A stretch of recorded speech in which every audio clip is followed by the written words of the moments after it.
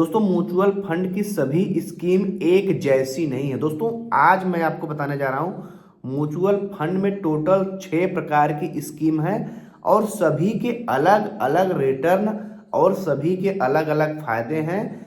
और आप कौन सा म्यूचुअल फंड स्कीम में पैसा लगाने वाले हैं, वीडियो देखने के बाद कमेंट जरूर करिएगा। तो चलिए शुरुआत करते हैं। दोस्तों पहला स्कीम है म्यूचुअल फंड का इक्विटी म्यूचुअल फंड, यानी शेयर बाजार वाले फंड।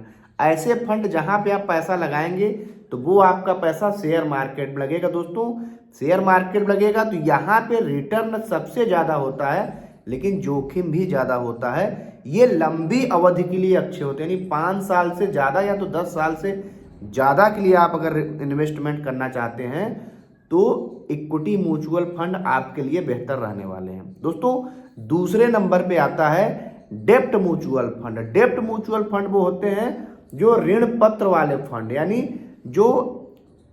कॉर्पोरेट बॉन्ड या तो सरकारी बॉन्ड में अपना पैसा इन्वेस्ट करते हैं और वहां से पैसा उठाते हैं और उसका इंटरेस्ट आपको पे करते हैं। दोस्तों सरकारी बॉन्ड बैंक डिपॉजिट कंपनियों के लोन में पैसा लगता है। दोस्तों यहाँ पे रिस्क काफी कम होता है तो रिटर्न भी कम होता है। ये सार टर्म के लिए ठीक है, यानी आप 5 साल से कम टाइम के लिए पैसा लगा रहे हैं तो आपके लिए डेब्ट फंड ज्यादा बढ़िया रहने वाला। तीसरे नंबर दोस्तों आता है हाइब्रिड म्यूचुअल फंड, यानी मिश्रित म्यूचुअल फंड। यानी आपका कुछ पैसा डेब्ट फंड में लगेगा और कुछ पैसा आपका इक्विटी फंड में लगेगा, तो आपको मिला जुला 12 से 15% का मिश्रित रिटर्न भी मिल जाएगा एवरेजन। चौथा आता है इंडेक्स फंड, यानी सूचकांक फंड। दोस्तों जैसे निफ्टी 50 का इंडेक्स हो गया, सेंसेक्स का हो गया।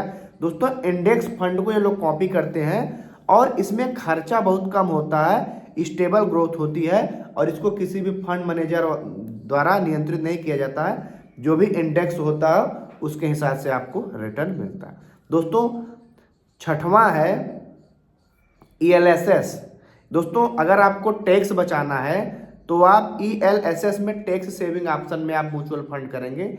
यहाँ पे आपका पैसा 3 साल के लिए लॉक हो जाएगा, आप 3 साल से पहले अपना पैसा नहीं निकाल पाएंगे। दोस्तों छठवां है सेक्टोरियल या तो थीमेटिक फंड। सेक्टोरियल फंड वो दोस्तों ये बिल्कुल बम जैसा रिटर्न देते हैं, 40% 50% रिटर्न, लेकिन दोस्तों इसमें रिस्क भी ज़्यादा होता है। जैसे आपने फार्मा वाला ले लिया म्यूचुअल फंड तो उसका पैसा जितनी फार्मा सेक्टर की कंपनियां उनमें लगेगा।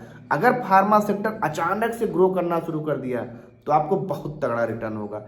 डिफेंस का सेक्टर हो गया। उसके बाद दोस्तों जो सेक्टोरियल फंड हो तो किसी एक सेक्टर में पैसा लगाते हैं, रियल एस्टेट का सेक्टर हो गया तो आपको वहां काफी ज्यादा मौका मिल सकता है। मान लीजिए उस सेक्टर पे सरकार ने कोई कानून बना दिया तो या तो उस सेक्टर में तेजी नहीं आई तो आपको यहाँ पे नुकसान भी हो सकता है।